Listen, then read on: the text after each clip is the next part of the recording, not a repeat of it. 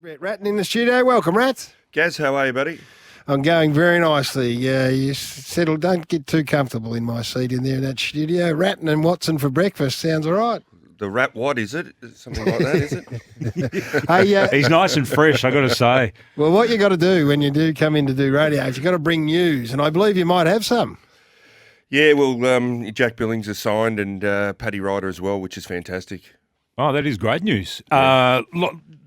Length of contract for Jack Billings? I think it's around 4 years. 4 years. Yeah, so, and Paddy's just a year, so, which is great news.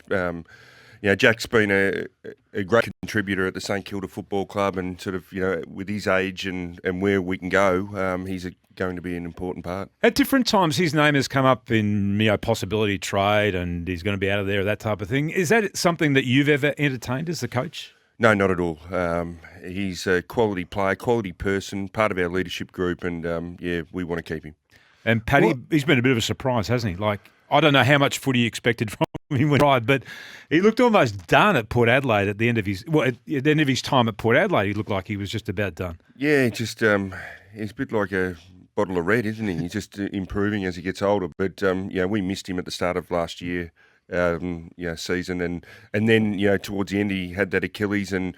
We just couldn't play him. We couldn't risk it because it's an injury that, if he hurts his Achilles, he's probably out for 6 months, which makes it pretty tough for this year coming up. But he's been outstanding. And with the combination of Marshall and him, it really gives us an advantage around the ball. And that's something that we missed last year. We sort of couldn't get those boys on the park together.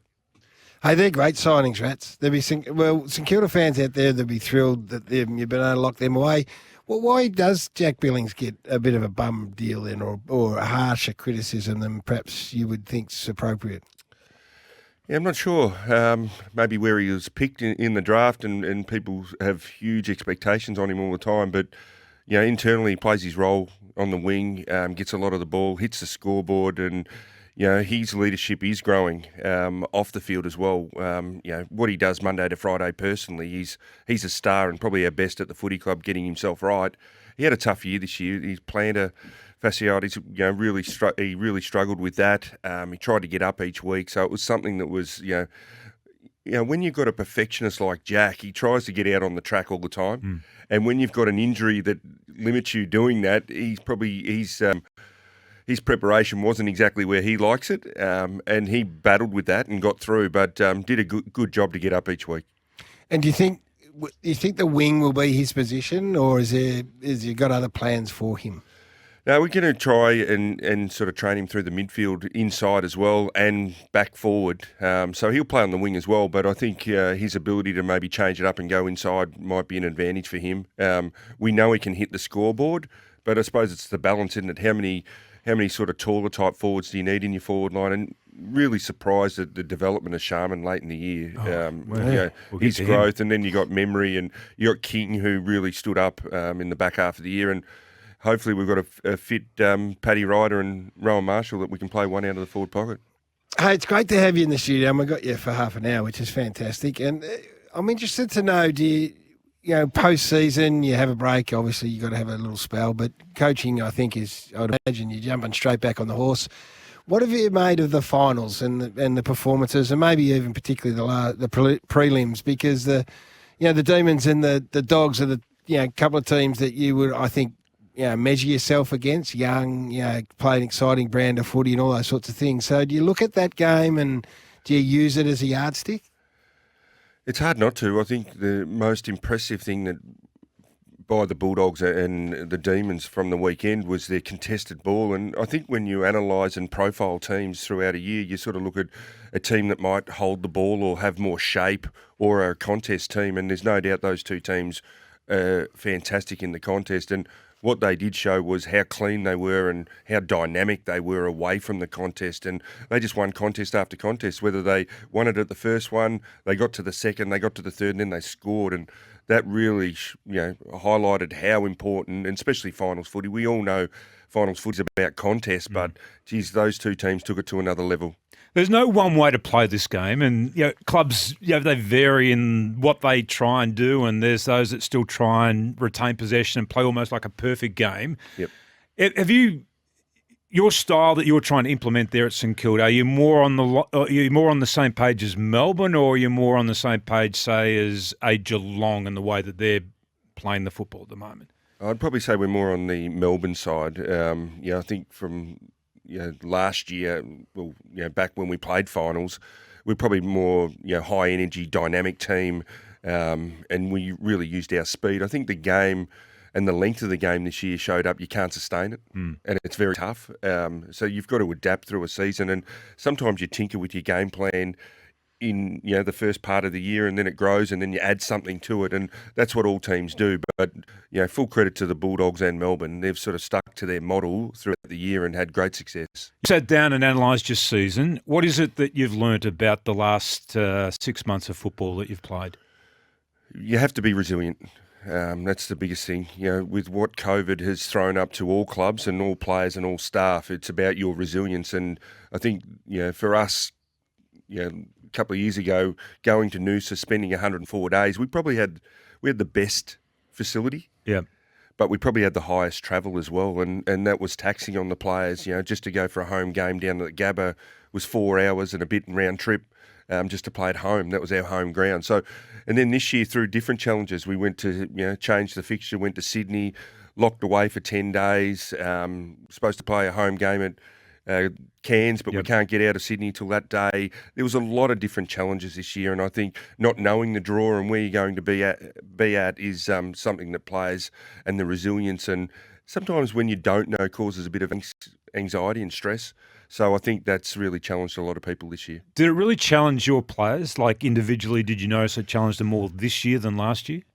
I'd say everybody this year from a club point of view, because more so than last year. More though, because last year we were sort of together, and we sort of had our Monday to Friday together, and we could talk about it, and we were in each other's pocket, and then we'd travel together.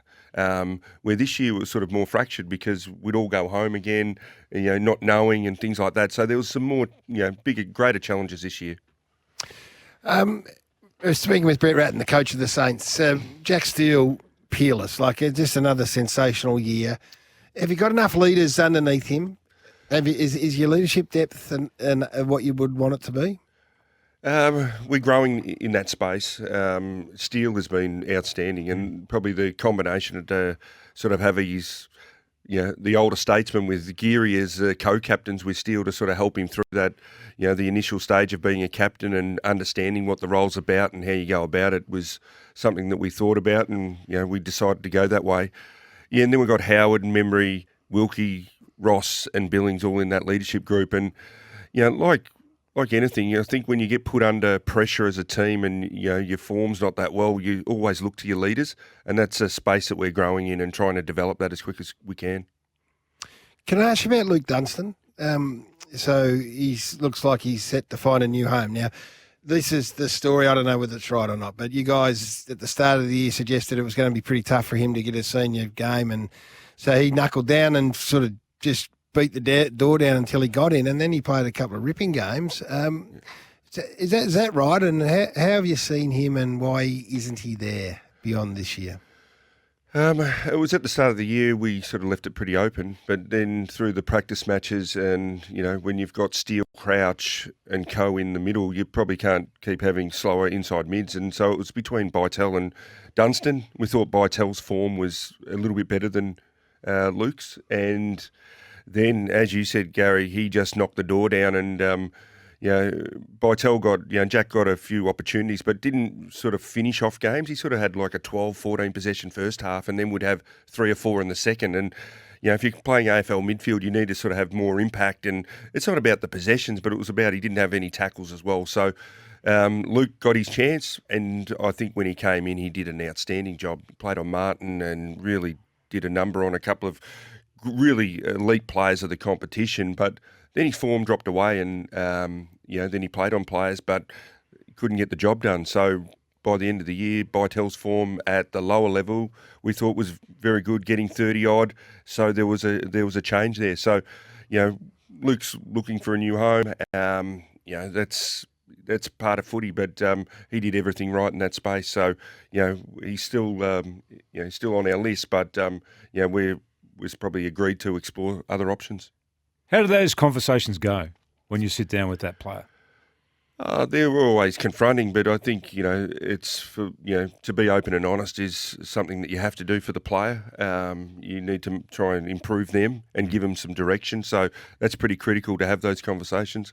They're a lot easier than the exit conversations, I can tell you that, Tim, because that's not fun at all. But when it's about a player's career and they're trying to do something in the moment, I think it's pretty easy to give them some guidance.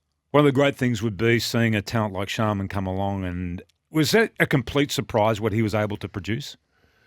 It is when you think probably, by the end of the year, sort of go backwards by about 12, 15 weeks. He's playing SANFL seconds. But I think we looked at his tapes, he had the movement qualities of a natural footballer. But whether he was going to play, this year, we sort of didn't think so. He's a young man, hadn't had a couple of pre-seasons because of COVID, all those things. But, just his football now, he showed that he can get the footy. And it's interesting in that, the type of player he is, he probably has improved being at the higher level because of the way the ball gets kicked and being maybe at the lower level. And, we play at Sandy sometimes and the wind's going, as you know, living down there, Tim, it's going 12 goal win to one end. So it'd be tough being a forward at the other end. But, his development has really excited us. And, for the future, we've got another forward that really attracts the footy. He's moved into the more salubrious Albert Park these days. Rats, he doesn't live down there anymore. Was he the brightest? Was he the brightest light of the year for you in terms of all your positives? You go back, you look at your season. Was he right there at the top of what happened in a positive sense? He'd be right up there. I think the Highmore to come in and do what he did too, and I think in one of the games he took something like 9 mark-off Oppo boot, which is outstanding. But you got him. Conley really, I think at the start of the year we didn't think he was going to play senior footy. He came in. Burns got another real taste of it as well. But I think Sharman and probably King's second half for a young man, and just that launching at the footy. And it was, it wasn't sort of how many marks he took, but it was more of his physicality, pushing around Rampy and others, Harris Andrews, and really getting at the footy, which is so impressive. Can I just ask you one question? Because Garry and others, talked about King at different times, about his demeanour on the field and the way he was playing. Was that justified? Did you think that was a fair critique at that time? I think there's elements of it. I think there was one game against Sydney in Sydney. I think he got a fair whack, but probably to Gary's defence, he didn't know what Max had gone through. He had back spasms, and he did a great job just to get out there in the second half. So pretty unfair on Gaz, but they're just calling it as they see it, that's what they have to do. But there's elements of Max where he had to sort of work a bit harder in the physicality and get in line with the ball. But it takes a little bit of time. It's not easy for blokes just to go click, and because you're a rare talent like he is, it's just going to happen, especially when you're playing against some of the best defenders in the comp. When you see a preliminary final start by Port Adelaide, I know you've probably been asked this 100 times, as a coach, the responsibility for getting the team and the playing group in that headspace where the bounce of the ball is and they just explode and it all comes out of them, is that a coach responsibility? Is it a player responsibility? Is it joint? And what did you make of the way Port started against the Dogs? Well, Port started slow, obviously, and the efficiency of the Dogs going forward, they were outstanding. But from a coach's point of view, I think Kenny went on through the same process that he has been going through. He wouldn't have changed a hell of a lot. He was Coach of the Year last year. I think he's a great coach, Ken, and it's interesting because we've spoken about this from a coaching point of view, and we've got Benny Robbins, our psychologist, and we're out in the ground in the warm-up. So they do the pre-game warm-up out there, and some days you're going, geez, I don't think they're on here. There's no noise, there's nothing. And we come out and score 3-1 in the first and think, oh, yeah, it's good. Let's start like that again next week. Then there'll be other times where they're over the top and you think we're up and about, and you go, it's 5-0. What's going on? It's hard to get a gauge, and I think the year's so long, and sometimes it's really down to the players and their motivation and what they do to get themselves going, because we can say all the words that we want as a coach, but it's, the team and the individual, when they bounce that ball, it's really the approach of how they go about it. So I'd say there's an element of coaching there, but I think it's really down to the players to drive it. How difficult will it be for both clubs to get it right now, having this break after the prelim final? I think we spoke about earlier, Melbourne will have played 2 games in 27 days. As a coaching staff and a group, are you panicked? Are you anxious about how this is all going to unfold? Maybe a little bit because it's different than the norm, but there's a couple of good things around it. Like, imagine if Waitman would have missed because it was last week that he got the concussion. So it's great that there's a little void there. So if there is a head knock or something, somebody can play, especially if they've played all year. It's probably given Stephen May the time to just recover. It would have been touch and go if it was maybe this week. So I think it's a good thing. The challenge maybe from a coaching point of view is, all the things that have worked, but maybe now that you've got the extra time sitting down and looking at the opposition a little bit more and over-analysing it and maybe think, geez, we could do something here at the forward 50 stoppages, the point kick-ins, the centre bounces. And Can you overcoach? Can you give, has that happened with you as well, where you think, look, I've just overloaded this group with detail? Yeah, and even just overloading yourself sometimes, personally. So there's no doubt that you can do that. The longer you have sometimes, the worse it is, but trying to get that balance right is critical. Is that what experience teaches you? The longer you coach? Yes and no. It's still, I think there's an element of making sure that personally that I've done the work to know that which way the result goes, as long as I've made sure that I've analysed this game. So, if I get it wrong, I get it wrong. But I'm making sure that I've done the work before the players get out in the ground. I got a lot of St Kilda supporters who are texting in and got lots of questions, as they always do when we have the coach. What's the trade philosophy and draft philosophy going to be this year? Probably a bit of a switch, Gaz. We've been pretty active in the trade period over the last few years, and we'll probably go more to the draft this year. And, we've got some necessities that we need maybe from a trade point of view, but if we can't get that, we'll go and sort of target that in the draft. But I think we'll have more draft picks this year. So you got retirees in Robertson and Frawley and Carlisle, and Oscar Cleverino was not offered a new contract. So they're all sort of tallish defenders. Backup, probably. Have you got enough support in your back half? Yeah, there was something that we're looking at and exploring. We've got Josh Battle there that's played there previously as well, so we've got the ability to switch him back if we want to as well. But we'll just let sort of this trade period and draft play out and see where we're at. I'm going to ask you for what or how you think the grand final is going to play out. Who do you think it favours in any way in terms of the build-up and the lead-up to this grand final and the way they've played?